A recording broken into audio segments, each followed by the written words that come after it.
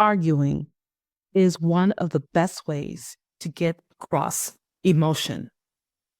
You know what it's like when you're arguing with someone. You can feel the heat in your skin as your anger starts to rise. Sometimes your eyes get really narrowed. Sometimes your lip pulls in or your teeth pull back. Your hands get restless. Your body tenses up.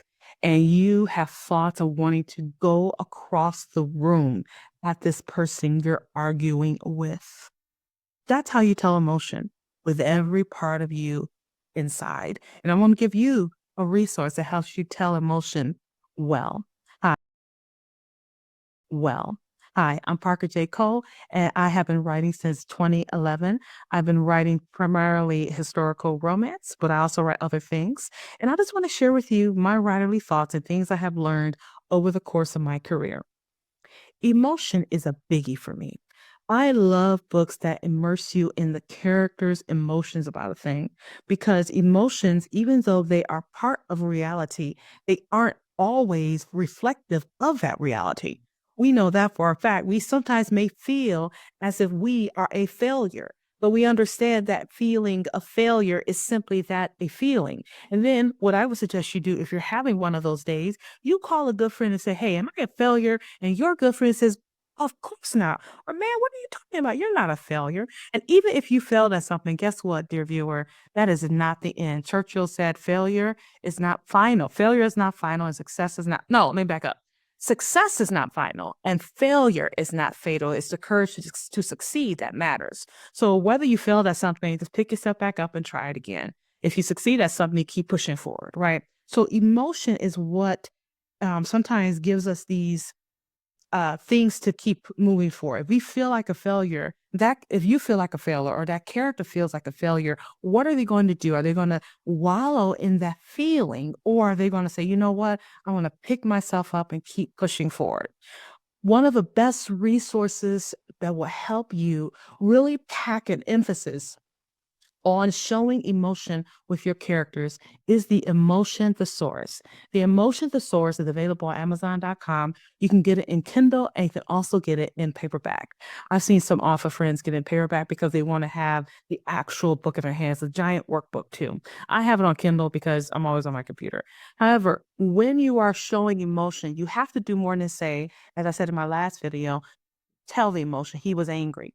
You want to be able to show that emotion. And what I try to do at the beginning of this video is show how you can do that. And arguing is a good way to do that. You can also get a lot of information across when you're doing an arguing scene. Now, of course, you don't want the whole book to be arguing. I'm not saying that, but it's a good way to get things across.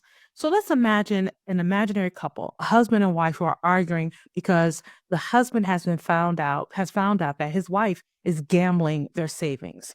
What do you think this argument is going to look like? Well, first of all, you have to know your characters. Is your husband in character in this scenario, is the husband really thrifty? Is he really frugal? How is that going to be a problem with his wife who is not as frugal, who sees money as something very fluid? She doesn't have to think about it. How is that going to clash?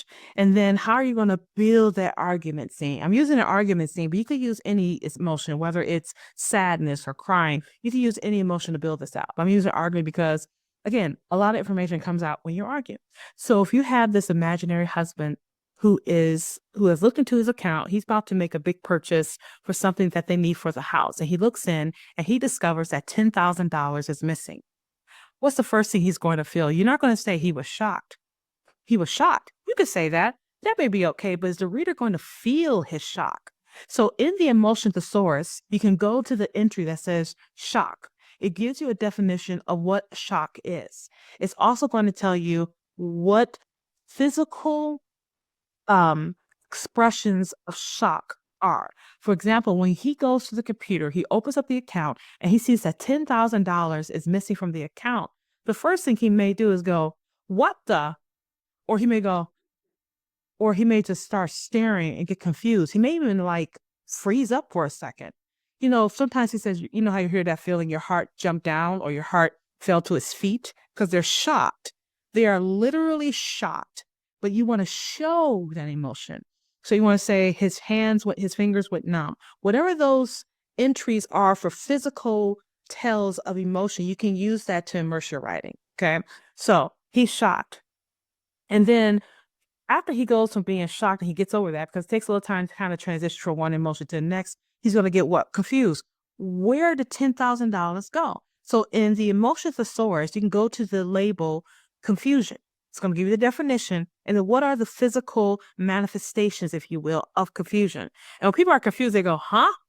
Or their brow furrows, or their eyes go, they pull back, their mouth falls open, they get to scratching their head. So you want to show his confusion. And then you want to see him taking his fingers and typing on the computer. He starts frantically going to the account, clicking on buttons, looking at the screen. You're going to show this flurry of activity to show his confusion. Because after the shock of missing $10,000, now he's trying to figure out, where does $10,000 go? And then the ultimate happens when he looks and sees there's an entry. And here we have MGM Grand Casino. He just entered his savings account that shows MGM Grand Casino. And now the light bulb hits out. It's not the shock he feels. He also feels what? Dismay. He also feels betrayed. He also feels anger. So all of that is happening. And the Emotion Thesaurus is going to show you how you can do physical manifestations of this emotion. So let's say he feels betrayed. When you feel betrayed, your body, you have these internal thoughts like, how could she do this to me? Because as an author, you've already indicated something is going on with this marriage, that this wife is gambling their money. So you're all going to have that in your story, right? There's going to be hints of that. It may be overt, maybe subtle, but it's going to be hints of that. And maybe before he found out that $10,000 is gone from their account, she says, I will never gamble again. So now he feels betrayed. How are you going to show that betrayal? So now he feels shock, confusion, dismay, betrayed. Now it's time to confront his wife. And she just came back from a shopping spree, and she has on this beautiful, gorgeous gown, let's say, or gorgeous, no, coat, make it a coat, this nice fur coat. And she's got her hair done, her nails are done, her shoes are done. And she's going to be like, hey, baby, how's it going? Did you like my new clothes? And what is he going to feel? What's that one character going to feel? He's going to be angry. And you could probably see him start to slowly turn towards her. And as he's turning toward her, he slowly takes an inventory of what she's wearing. And in his mind, he goes, is that where my $10,000 went with this MGM Grand? Did she win? Did she lose? Did she lose all the money for MGM Grand? Do we have anything saved? So all these emotions are going to be running through him before he even said a word. And that's what you want to do. You want to get the reader to understand what the character is feeling. How would you feel? And then comes the argument. And you can have the husband go to her and say, where'd you get all that money from? Maybe he's one of those people who want to still try to give his wife an opportunity. Maybe what he just looked at isn't real. Maybe their account got hacked. He's trying to salvage it. Maybe he's in a state of denial. You can look up denial in Emotion Thesaurus and look what those physical cues are. And he's like, where'd you get all this money from? He may ask, or he may actually go for the jugular. Why'd you take the $10,000? Right? So now let's switch. What is she thinking? Did she take the $10,000? How do you show her guilt or her innocence? How do you show her shock, her surprise? So that may be like a little writing assignment for you with this imaginary argument, right? The husband looks, $10,000 is gone from his account. $10,000 is gone from his account. And now he's confronting the wife. What does their argument look like? Is she innocent? You're the author. You decide that. So I would suggest you get the Emotion Thesaurus available online at Amazon.com and use that to help build up this argument scene, because that's a good way to get some information across. Now, what I would do, me personally, I will have her try to deny it. No, I didn't take $10,000. I told you I wouldn't do that. And he goes, then where is the $10,000? What? I would have her play dumb. Me personally, I would have her play dumb because she's got caught. If you get caught in the lie, what do they want to do? They want to escape the lie. They want to keep putting up more and more lies, right? And so I will build on that. And then finally, when the incontrovertible truth is in front of her, she goes, okay, I'm sorry. I didn't mean to.